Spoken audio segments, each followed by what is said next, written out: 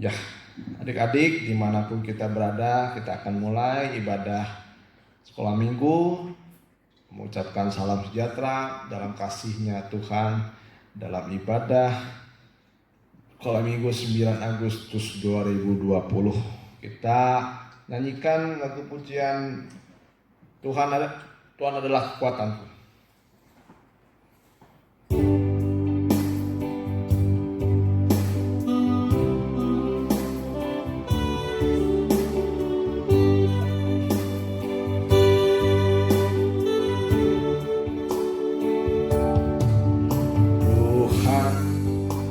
Adalah kekuatan, bersama Dia ku tak akan goyah. Bukan terbang tinggi bagai raja wali, melakukan perbuatan yang besar. Tuhan ku nanti-nantikan, Tuhan ku nanti-nantikan, Kau memberiku kekuatan yang baru. Berlari tak lesu, berjalan tak lelah, Roh Kudus kekuatan saya. Bukan terbang tinggi bagai raja wali, dan melayang tinggi dalam kemuliaannya. Biar bumi bergoncang dan badai menerpa, bukan terbang tinggi bersama Dia. Bukan terbang tinggi bagai raja wali, dan melayang tinggi dalam kemuliaannya. Biar bumi bergoncang dan badai menerpa, bukan terbang tinggi bersama Dia. Terima kasih Tuhan, terima kasih. Memang kami diumpamakan seperti Raja Wali yang selalu bersama dua sayap, yang mengangkat kehidupan Raja Wali dari badai demi badai, sehingga badai itu mengangkat dia di tengah banyak kesukaran yang dialami yang mereka yang tidak memiliki sayap. Tapi mereka yang memiliki sayap, yaitu firman dan Roh-Mu, Engkau mengaruniakan kepada kami anak-anak kecil empat ini, sekalipun mereka dalam pengertiannya masih belum terlalu paham, tetapi Roh Kudus-Mu bisa menuntun mereka supaya mereka ada firman dalam hati mereka dan mengerti atas kehendak-Mu. Terima kasih Tuhan, terima kasih urapi semua yang mendengarkan dan juga hamba-Mu yang memberitakan firman dan memimpin ibadah ini. Kuasa Kosjat yang mau mengganggu hati pikiran kami tolak, kami usir hanya dalam satu nama, dalam nama Tuhan Yesus Kristus. Roh Allah hadir dalam hati kami dan pikiran kami. Di dalam nama Tuhan Yesus kami sudah berdoa dan mengucap syukur. Haleluya, amin. Kita lanjutkan kembali pujian selanjutnya. Kita nyanyikan seperti air madu. Ya.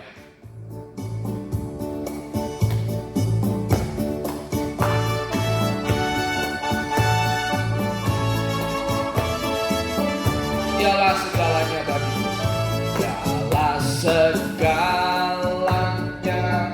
Dia bagiku, dialah segalanya besar kecil, dialah segalanya besar kecil, korbankan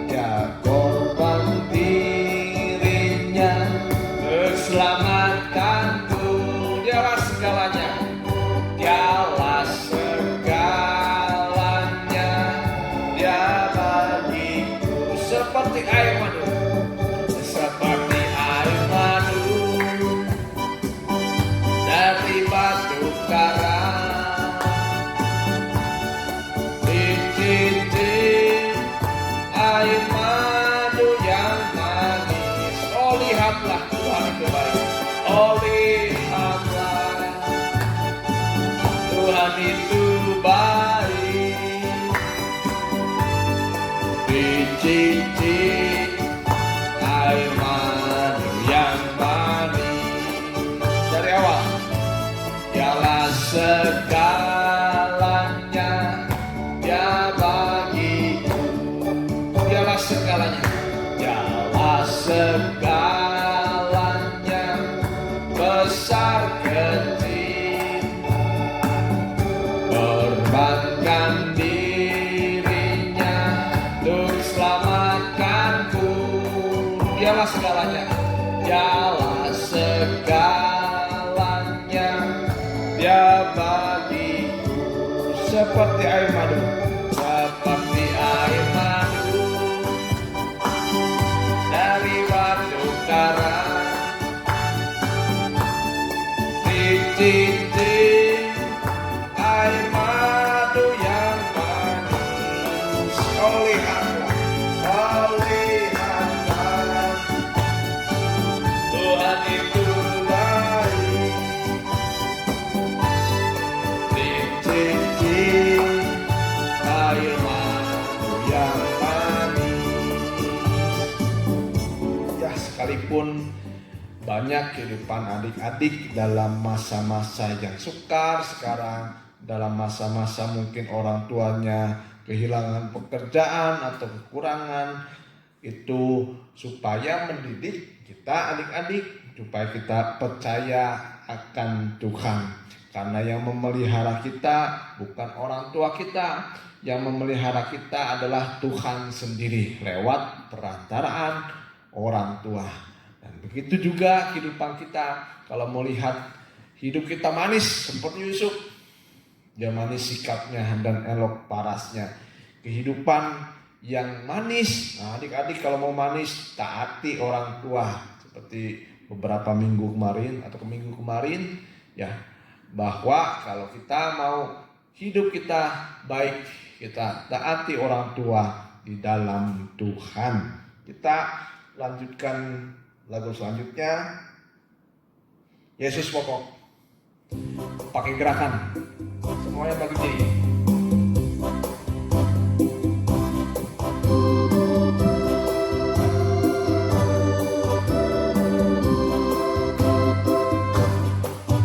Yesus pokok dan kitalah caranya, tinggallah di dalamnya.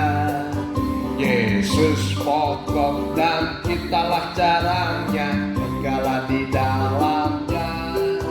Yesus pokok dan kitalah caranya, tinggallah di dalamnya. Pastilah kau akan berbuah. Yesus, Yesus cintaku, ku cinta kau, kau cinta dia. Yesus cintaku, ku cinta kau, kau cinta dia. Yesus, Yesus pokok dan kitalah caranya, tinggallah di dalamnya. Yesus pokok dan kitalah caranya, tinggallah di dalamnya. Yesus pokok dan kitalah caranya, tinggallah di dalamnya. Pastilah kau akan berbuah. Yesus cintaku, Yesus cintaku, ku cinta kau, kau cinta dia. Yesus cintaku, ku cinta kau, kau cinta dia. Yesus pokok dan kitalah caranya, tinggallah di dalamnya. Yesus pokok dan kitalah caranya, tinggallah di dalamnya.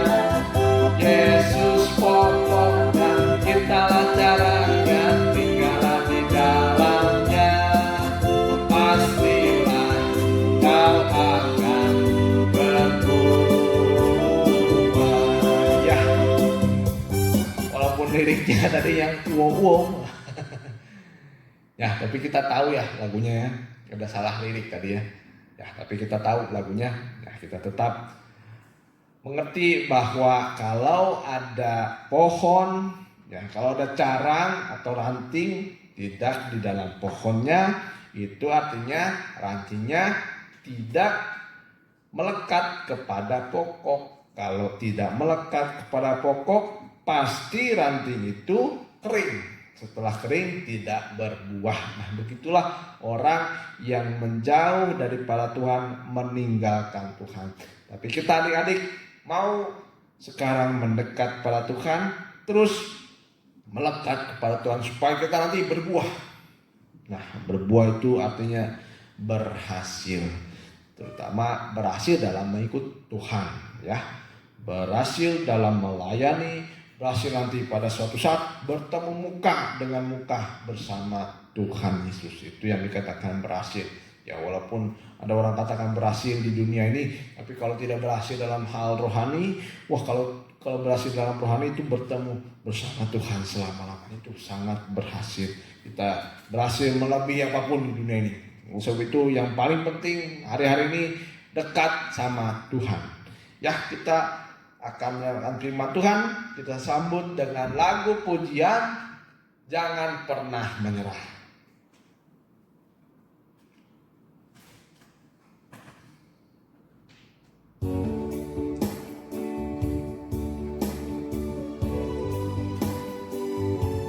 Sama-sama bangkit diri adik-adik dimanapun kita berada.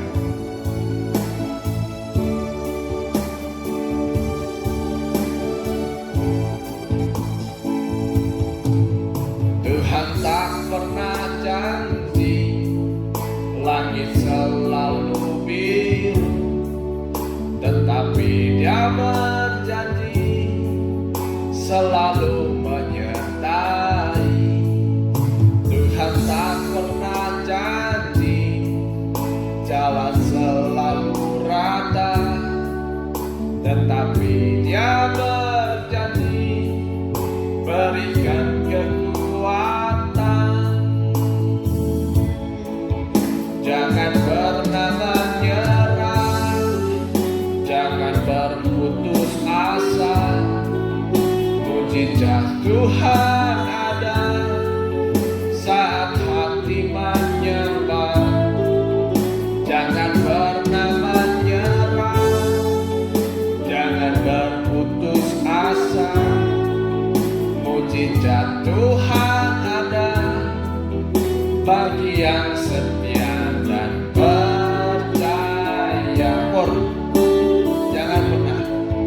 Jangan pernah menyerah, jangan berputus asa.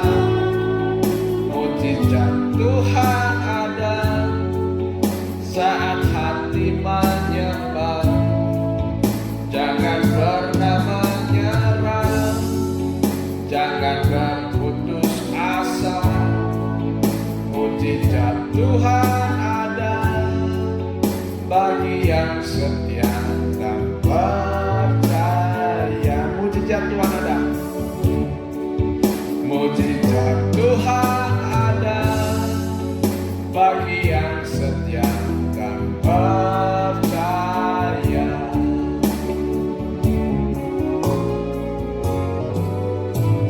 Terima kasih Tuhan, terima kasih kami anak-anak-Mu di mana kami berada dalam ibadah online, di mana kami juga mau bersekutu bersama-Mu, memperhatikan firman-Mu, mendengarkan firman-Mu, karena firman-Mu adalah Engkau sendiri. Ketika Engkau berfirman, kami mengerti dan melakukan. Tuhan hidup di dalam kehidupan kami, sehingga kehidupan kami tidak pernah lemah, selalu bersemangat mengikut Engkau. Terima kasih Tuhan, terima kasih. Biarlah guru sekolah minggu yang mengajar kami, Engkau juga urapi dengan Roh Kudus-Mu. Terima kasih, ampuni segala kekurangan kami. Kami serahkan semua ibadah ini hanya di dalam nama Tuhan Yesus. Kami sudah berdoa, haleluya, amin. Ya, adik-adik, di mana saja kita berada, ya, pengumuman biasa, seperti biasa pengumumannya. Jadi anak-anak harus menulis ya untuk mengisi absen. Anak-anak diminta menulis khotbah. Nah, seperti kita di sekolah pada umumnya, karena kita sekolah itu ada yang 5 hari, ada yang 7 hari. Nah, ada tugas dari guru, kita catat. Nah, begitu juga ya sekolah minggu, ya kita juga maulah disiplin dalam kita mendengarkan firman Tuhan. Kalau di sekolah, adik-adik kalau tidak mengikuti 1 hari, ditanya pasti sama gurunya. Mana tugasnya? Mana pertanggungjawabannya? Nah, begitu juga harusnya di sekolah minggu. Nah, kita jangan marah-marah, jangan ngomel-ngomel kalau misalnya diminta catatan. Karena yang dicatat gak terlalu banyak, gak ada tugasnya lagi kan. Paling cuma ayat hafalan juga belum tentu dihafalin ya. Jadi anak-anak belajar, kalau ikut Tuhan juga boleh ya, harus ya disiplin dalam ikut Tuhan. Dalam sekolah minggu juga tulislah absen dengan cara tulislah khotbah supaya masuk dalam absen sekolah minggu. Kalau boleh tahu Kak Juli, kira-kira berapa orang yang biasa ngisi buku, ngisi catatan? April, Pian, Jeno, Chelsea, Lukas, Boy, Romando, Tisre, Nesa, Melvin. Terus udah cuma orang? Sela sama Piki. Nah, yang lain? Ayo di mana? Yang lain di mana ya? Yang lain isi. Mumpung masih ada kesempatan. Jangan malas-malas. Kalau untuk Tuhan jangan malas-malas. Kalau untuk dunia kita takut tidak mengerjakan, takut dapat nilai jelek. Nah, itu Tuhan juga harus dengan takut dan gentar, menghormati Tuhan. Kita bisa menghormati guru. Nah, kita juga harus bisa menghormati Tuhan kita yang memberikan kita makan, yang memberikan kita kehidupan. Kita baca dari temanya Israel menghadapi air pahit di Mara. Ya, jadi Mara itu artinya pahit. Apa artinya Mara? Artinya pahit. Ya. Itu di Keluaran 15 ayat 22 sampai yang ke-27. Nah, tinggal tulis, gampang nulisnya. Enggak capek, asal ada kemauan. Kalau tidak ada kemauan, jangankan nulis, ya jangankan jangankan nonton ya, nulis juga susah kali ya. Jangankan nulis, nonton juga susah mungkin. Kalau nggak ada kemauan, jangankan nulis, nonton juga ya mengikuti ibadah juga malas. Kita jangan malas, jangan jadi anak-anak yang malas. Orang tua juga mendidik anak dengan baik, sebaik-baiknya. Kita baca dari Keluaran 15 ayat yang ke-22. Ya. Musa menyuruh orang Israel berangkat dari Laut Teberau. Nah, jadi setelah Israel menyeberang, namanya Laut Teberau. Bagaimana caranya orang Israel menyeberang Laut Teberau? Dengan berenang? Dengan naik perahu? Atau dengan cara apa? Yaitu Israel menyeberang Laut Teberau dengan tangan kuasa Tuhan yang membuat laut itu terbelah dengan perantaran Musa. Ya, jadi ketika itu Israel melihat, wah Tuhan itu hebat. Kalau adik-adik, mungkin sekarang adik-adik belum pernah lihat ada laut terbelah dua, tengah-tengahnya kering. Ya, ada orang jalan di situ. Kalau ada sekarang seperti itu, wah udah hebat. Sekarang juga ada orang bisa jalan di atas air, si pesulap. Tapi ternyata sulapnya bohongan. Jadi nggak ada. Manusia nggak bisa buat. Cuma Tuhan yang bisa membelah Laut Teberau. Ya. Lalu mereka pergi ke padang gurun Syur. Padang gurun apa namanya? Syur. Setelah Laut Teberau ada namanya padang gurun Syur. Ya. Berapa lama? Kita lihat 3 hari lamanya mereka berjalan di padang gurun itu dengan tidak mendapat air. Nah, jadi 3 hari berjalan tidak dikasih minum. Kira-kira haus gak? Haus. Kira-kira capek gak kira-kira? Ya capek. Nah, itulah yang dialami oleh Israel. Ya, setelah melihat kemuliaan Tuhan, Tuhan bawa ke padang gurun. Padang gurun itu panas sekali. Ya, panas sekali. Kalau siang, kalau malam dingin sekali. Nah, setelah itu mereka berjalan selama 3 hari, tetapi mereka tidak mendapatkan air. Terus ya, kita baca di ayat yang ke-23. Ya, sampailah mereka ke Marah, tetapi mereka tidak dapat meminum air yang di Marah itu karena pahit rasanya. Sebab itulah sebabnya dinamai tempat itu, ya, dinamai orang tempat itu Marah. Nah, Marah itu artinya pahit, ya. Nah, kita lihat kalau kita tinggal di daerah Bandung, ya, daerah Jawa Barat, ada terkenal namanya Cimahi. Siapa lagi itu artinya air, ya, yang kalau kita tahu, saya juga kurang tahu juga artinya apa ya. Artinya itu cair lah sebutannya, cair, ya. Tapi kita lihat di sini air di Marah itu rasanya pahit. Nah, dalam terjemahannya memang Marah itu artinya pahit. Kalau kita dulu pernah dengar atau kita pernah dengar ada seorang yang dari Bethlehem, itu Naomi. Setelah Naomi pulang dari Moab terus ke Bethlehem, nah, jangan lagi panggil aku Naomi, tetapi panggil aku Mara, karena Mara itu pahit seperti Naomi mengalami kepahitan, ya. Ayat yang ke-24. Lalu bersungut-sungutlah bangsa itu kepada Musa, kata mereka, apakah yang akan kami minum?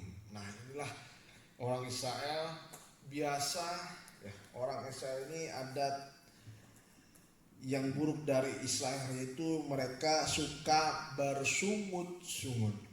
Nah, artinya bersungut-sungut ini artinya tidak bersyukur. Suka, ya, bersungut-sungut itu ngedumel, atau bersungut-sungut juga artinya mereka sering mengomel. Ya, inilah Israel.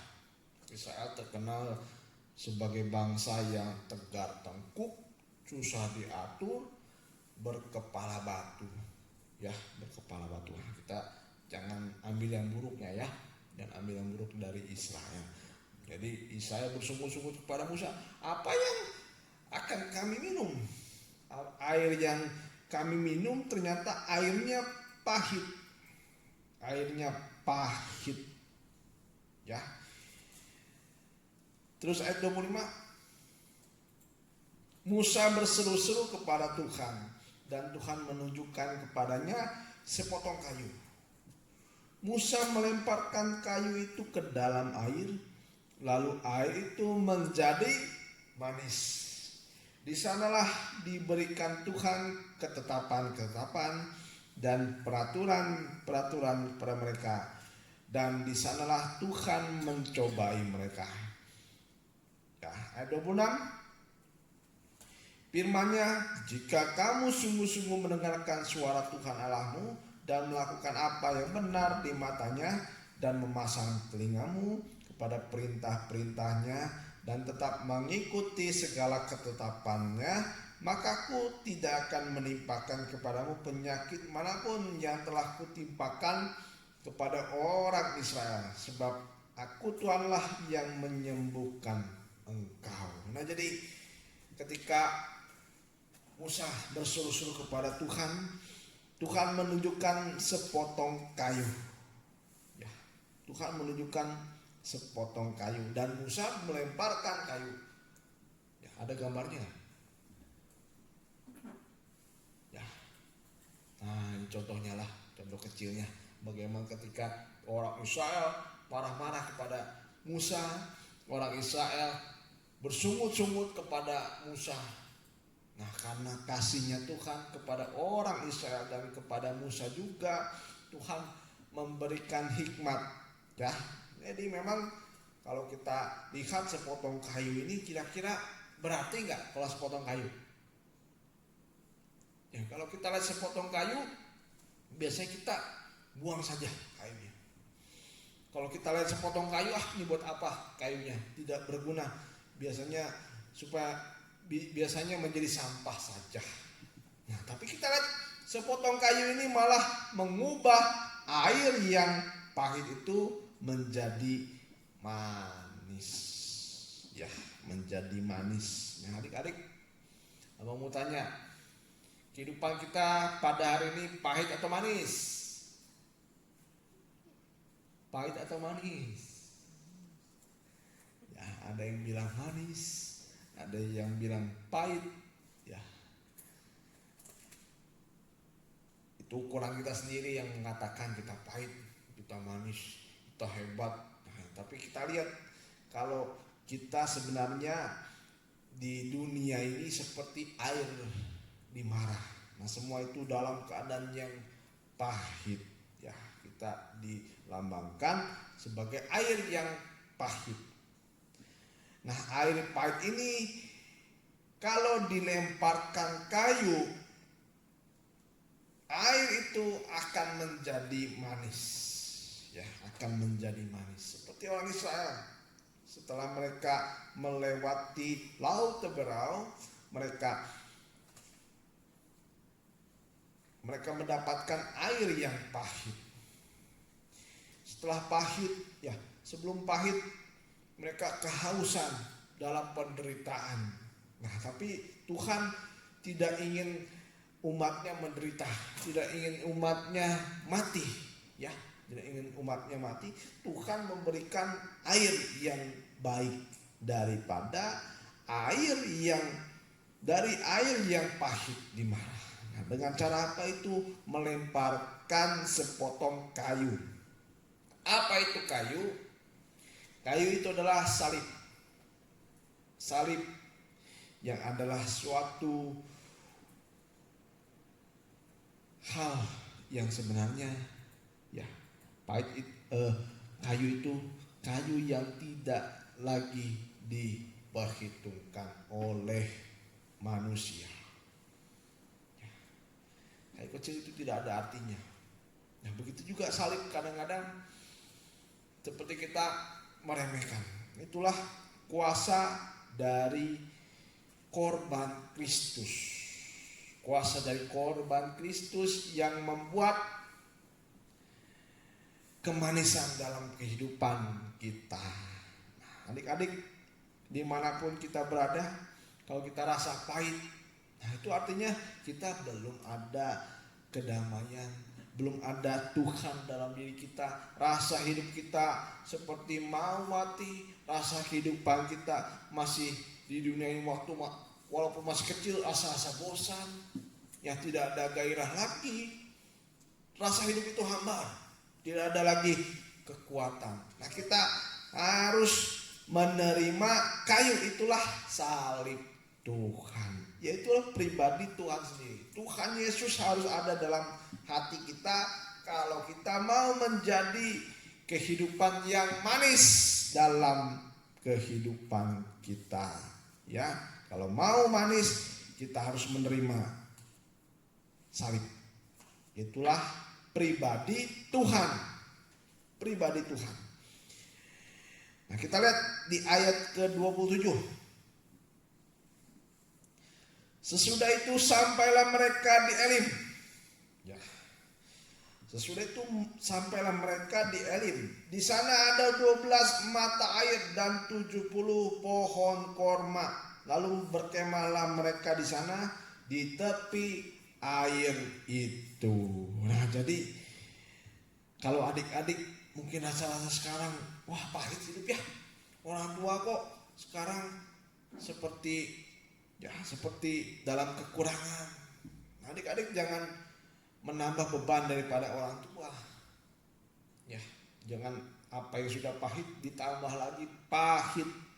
Nah, kita juga dalam kehidupan kita kalau lihat di sekitar pahit, di keluarga pahit, nah kita jadi sepotong kayu walaupun tidak dianggap. Mungkin ya, wah seperti sepotong kayu itu seperti mati, wah tidak bisa lagi diharapkan adik-adik. Nah, tapi kita bisa jadi sepotong kayu juga. Ya, dalam kehidupan keluarga, lihat segala sesuatu pahit, ya segala sesuatu yang tidak baik, kita harus jadi sepotong kayu. Walaupun kayu itu tidak lagi diperhitungkan. Oh, mungkin sudah diinjak-injak kayunya. Mungkin kayunya sudah tidak dilihat oleh orang.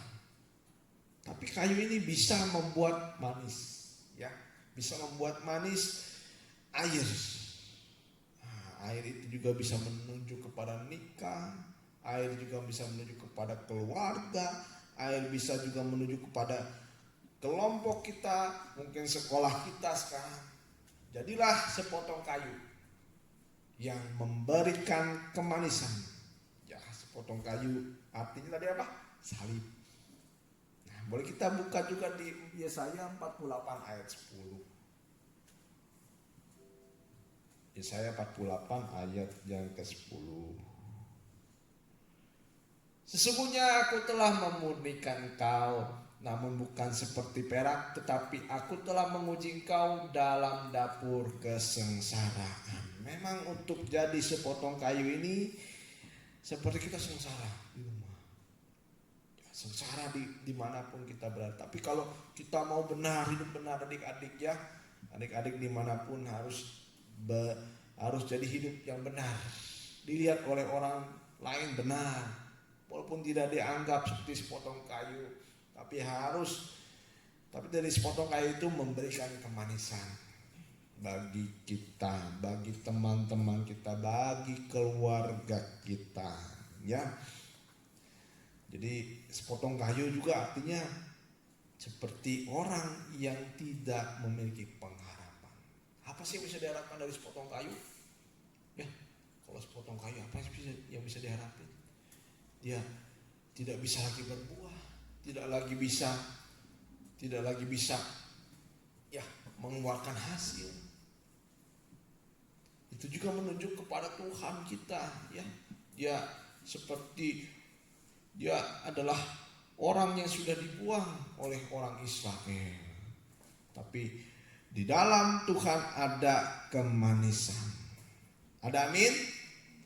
Nah, asal ada dalam diri kita Tuhan. Setelah Tuhan ada dalam diri kita, setelah memberikan kemanisan dalam kehidupan kita, kita juga seperti sepotong kayu. Kita juga harus memberikan kemanisan. Ya, jangan cari berkat, tapi jadilah berkat di mana saja kita berada. Dan setelah orang Israel dimarah, akhirnya orang Israel juga sampai ke Elim. Di situ ada 12 mata air dan 70 pohon korma. Nah, 12 mata air ini yang bersih, yang jernih. Kita baca ayat terakhir saja di 1 Petrus 1 ayat yang ke-7. 1 Petrus 1 ayat yang ke-7. Ya. Jadi maksud semuanya itu ialah untuk membuktikan kemurnian imanmu. Jadi di balik kepahitan ada kemanisan. Nah, kalau Tuhan lihat adik-adik, wah mungkin adik-adik bisa berkata, Tuhan gak mungkin lah uji iman adik-adik. Oh, Tuhan gak mungkin lah menguji saya masih kecil gini. Belum tentu. Tuhan melihat ada seorang anak kecil yaitu Daud. Daud ini walaupun masih kecil dia teruji. Daud punya iman. Adik-adik bisa bilang kepada dalam hatinya, ya, saya tidak mungkin lah punya iman, saya masih kecil. Wah, jangan salahkan. Jangan anggap enteng. Jangan anggap enteng iman dari seorang anak kecil. Ya, iman dari seorang anak kecil. Dia juga bisa memiliki iman seperti Daud. Ya, seperti Daud. Jadi adik-adik kerjanya sekarang adalah seperti sepotong kayu, itu memberi kemanisan. Bagaimana caranya memberi kemanisan? Sepotong kayu ini harus berkorban. Bagaimana caranya berkorban? Adik-adik coba mulai berdoa sekarang, berdoa untuk orang tua kita, untuk keluarga kita, untuk orang yang menyayangi kita, menjadi berkat bagi mereka dengan cara, ya sekarang coba adik-adik mendoakan. Ya, seperti sepotong kayu. Wah, ini adik-adik mungkin, wah mana mungkin sih di keluarga adik-adik kan dipandang seperti kayu yang tidak ada artinya, tidak ada harganya. Tapi sepotong kayu ini bisa memberi kemanisan, di mana kayu itu dilemparkan ke dalam air. Ya, kita sama-sama berdoa sekarang buat siapapun yang kita gumuli, adik-adik, mungkin orang tua, mungkin kakak, mungkin adik, kita sama-sama mendoakan ya. Jangan adik-adik malas berdoa, tapi kita adik-adik harus menjadi orang-orang yang memiliki iman. Kita lihat lagi, iman ini diuji dari cara Tuhan memurnikan, yaitu dengan cara ya kita mengalami kesusahan. Ya, kita lihat di 1 Petrus 1:7. Maksud semuanya itu ialah untuk membuktikan kemurnian imanmu yang jauh lebih tinggi nilainya daripada emas yang panah, yang diuji kemurniannya dengan api, sehingga kamu memperoleh puji-pujian dan kemuliaan dan kehormatan pada hari Yesus Kristus menyatakan dirinya. Nah, iman itu hasil dari peleburan.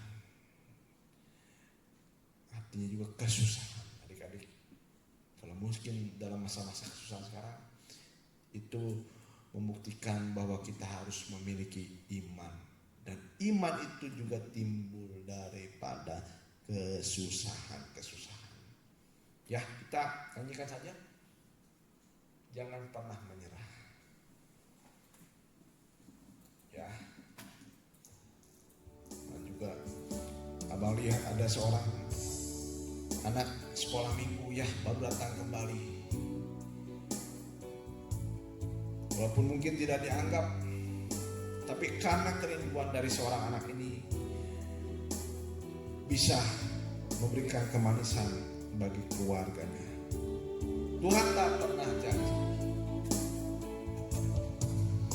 Tuhan tak pernah janji langit selalu biru, tetapi Dia berjanji selalu menyertai. Tuhan tak pernah janji jalan selalu rata, tetapi Dia berjanji berikan kekuatan. Jangan pernah menyerah, jangan berputus asa. Mujizat Tuhan ada saat hati menyembah.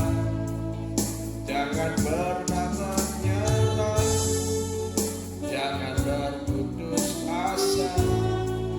Mujizat Tuhan ada bagi yang setia dan percaya. Tuhan tak pernah janji, Tuhan tak pernah janji langit selalu biru. Mungkin Dia berjanji, mungkin adik-adik belum bisa merasakan, tapi bisa terjadi dalam kehidupan. Tuhan sekarang memberikan iman kepada adik-adik supaya kita menjadi sepotong kayu yang memberikan kemanisan. Jangan pernah menyerah, jangan pernah menyerah, jangan berputus asa. Mujizat Tuhan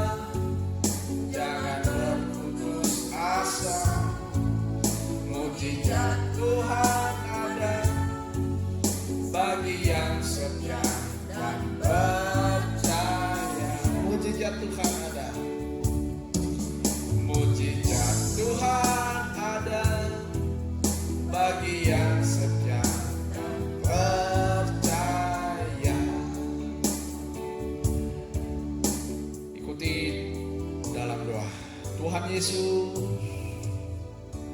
biarlah Engkau memberikan kemanisan dalam hidup kami, dalam keluarga kami, dalam sekolah kami. Terlebih Tuhan, kalau kami juga menjadi sepotong kayu yang mungkin tidak bisa diharapkan, yang tidak dipandang orang, yang kecil, tetapi kalau dipakai oleh Tuhan dapat memberikan kemanisan bagi keluarga kami, sekolah kami, teman-teman kami. Jangan kami memberikan yang pahit bagi orang tua kami, tetapi kami mau memberikan kemanisan bagi mereka. Berkati sekolah kami, berkati keluarga kami, berikan hikmat, kepintaran, dan jauhkan Tuhan dari segala macam mara bahaya. Tuhan tolong kami, Tuhan hiburkan kami. Roh Kudus-Mu hadir dalam hati kami, dalam perjalanan hidup kami. Berkati orang tua kami, berkati hamba-Mu yang menyampaikan firman, dan juga berkati guru sekolah kami, semua yang mengasihi kami, dan mereka yang tidak mengasihi kami. Terima kasih Tuhan Yesus. Kami alaskan doa ini hanya di dalam nama Tuhan Yesus Kristus. Haleluya. Amin.